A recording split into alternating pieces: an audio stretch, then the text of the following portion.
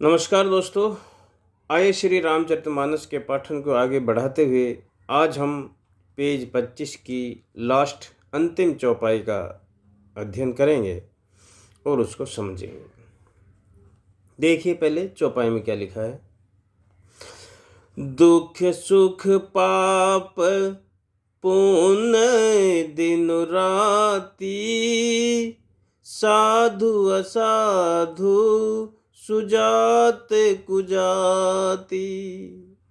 यानी दुख और सुख, पाप और पुण्य, दिन और रात, साधु और असाधु यानी अच्छे और बुरे, सुजाति और कुजाति यानी ऊंच और नीच जातियां।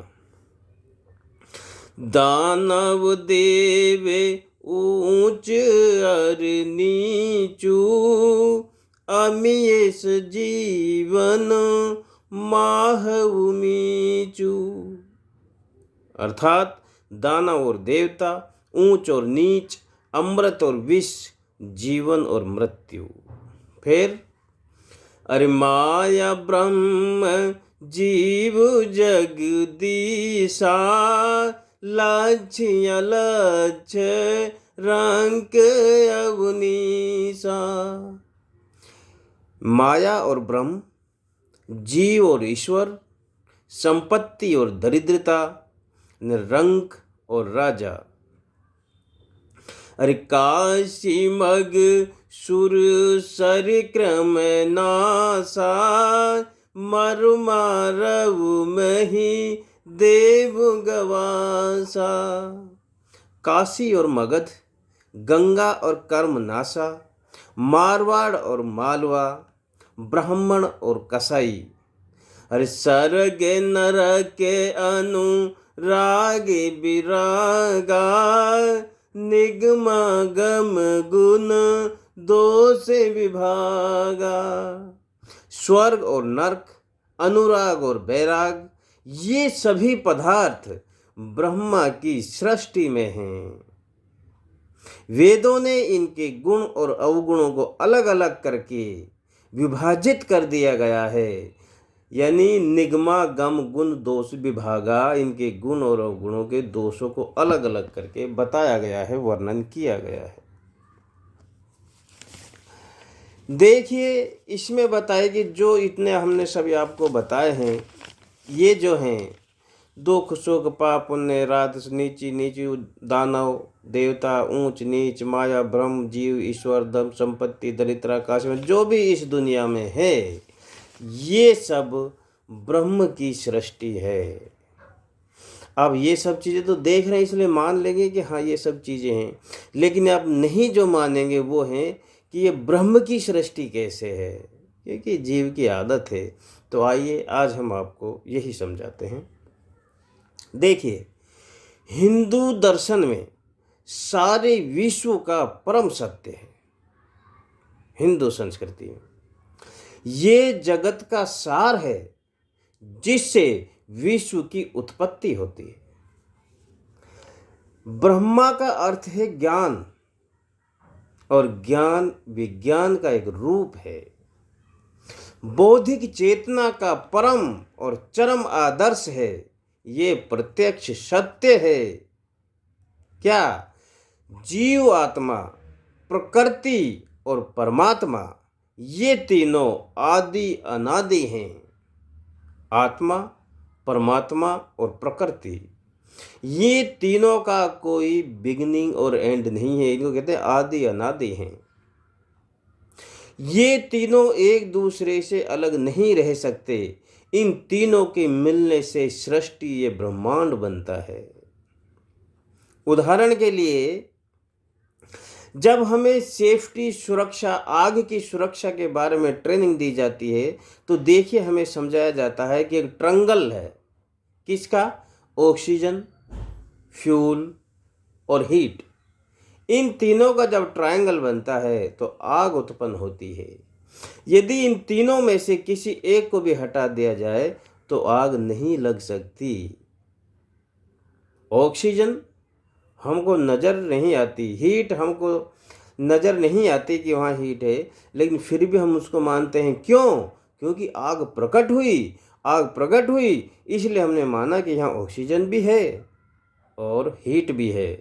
फ्यूल तो था ही, जो कि फिजिकल नज़र आ रहा है। उसी प्रकार इस दुनिया में हम आत्मा, जीव आत्मा को देख रहे हैं कि सभी जीवों में आत्मा है। इस प्रकृति को भी देख रहे हैं, पहाड़, पर्वत, नभ, जंगल, जमीन, ये सब नज़र आ रहा है, नहीं प्रकृति भी है। लेकिन एक तीसरी चीज़ नज़र नहीं आ रही है, परमात्मा। परमात्मा, प्रकृति, आत्मा, तीनों के मिलने से जब एक ट्रायंगल बनता है तो ये संस्कृति, तो ये सृष्टि उत्पन्न होती है। सृष्टि है, इसका मतलब परमात्मा तीसरी भुजा है। जैसे आग को देखकर हम कहते हैं कि ये तीनों चीज़ें हैं, इस प्रकार ये सृष्टि है तो तीनों चीज़ें हैं। जब इन तीनों में से कोई भी एक चीज़ अलग हो जाएगी तो ये सृष्टि ही यहाँ से गायब हो जाएगी। देखिए, जब परमात्मा की मौज होती है तब वो खुशी मनाना चाहता है, तो अकेला तो कोई खुशी मना नहीं सकता, तो किसी साथी को ढूंढता है। तो इसी प्रकार जब परमात्मा की मौज हुई तो उसने ब्रह्मा को उत्पन्न किया और ब्रह्मा से बोला कि आप सृष्टि का सृजन कीजिए। तो ब्रह्मा का काम है सृजन करना। ब्रह्मा है यानी अपनी मानसिक संकल्प बल से ब्रह्मा ने सृष्टि को बनाने के लिए मनु और शत्रुपा का उत्पन्न किया, और उन दोनों से मैथिली सृष्टि से इस सृष्टि का शुभारंभ हुआ और ये सृष्टि बनी। सृष्टि बन जाती है तो पालन की जरूरत होती है, तो उसी ब्रह्मा ने उनको पालन करने के लिए विष्णु के रूप में शिक्षाएं दी कि आपको कैसे अपना पालन करना है। विष्णु रूप उसको माना गया है।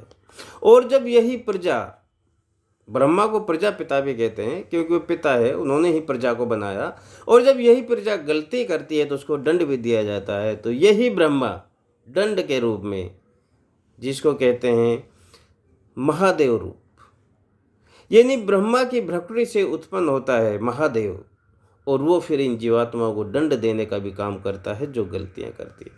तो ब्रह्मा, विष्णु और महेश ये अलग नहीं हैं, ये विचार हैं तीनों। ब्रह्मा रजोगुण है, विष्णु सतोगुण है और महेश तमोगुण है।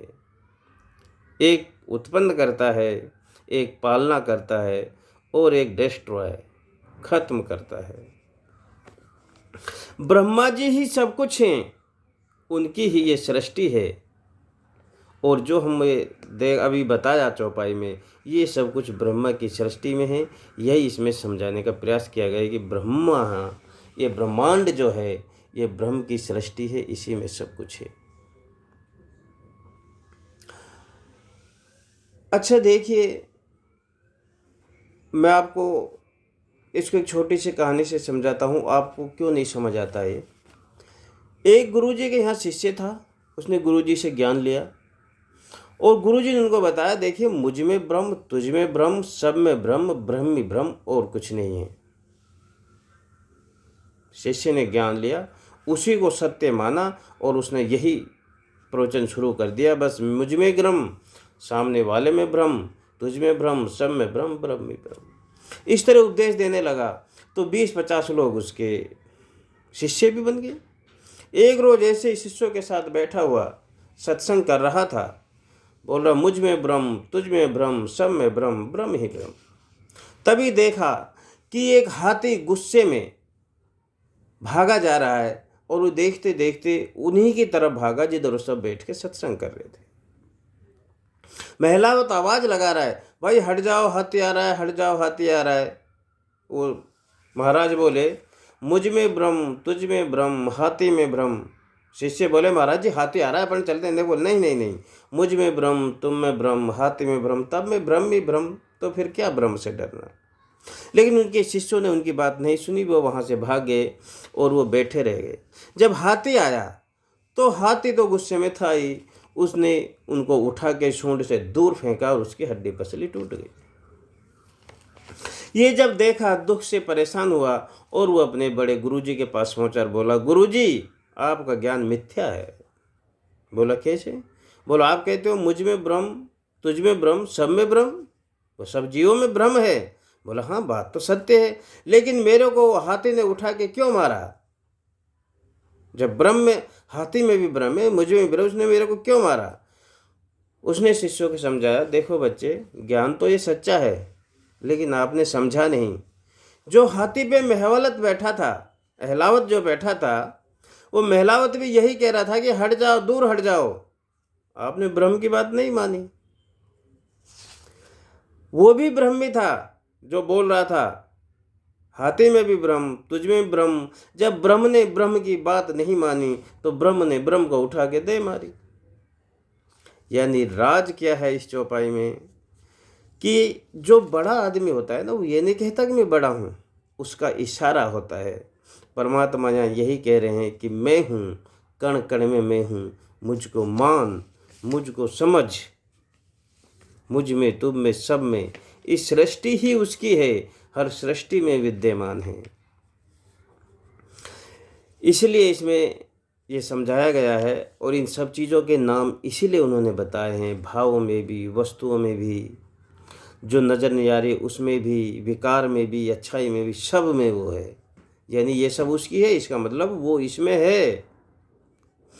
अरे दुख सुख पाप पुण्य दिन राति, साधु असाधु सुजाति कुजाति, दानव देवी ऊंची अरि नीचू, अमे उस जीवन माहरू मीचू।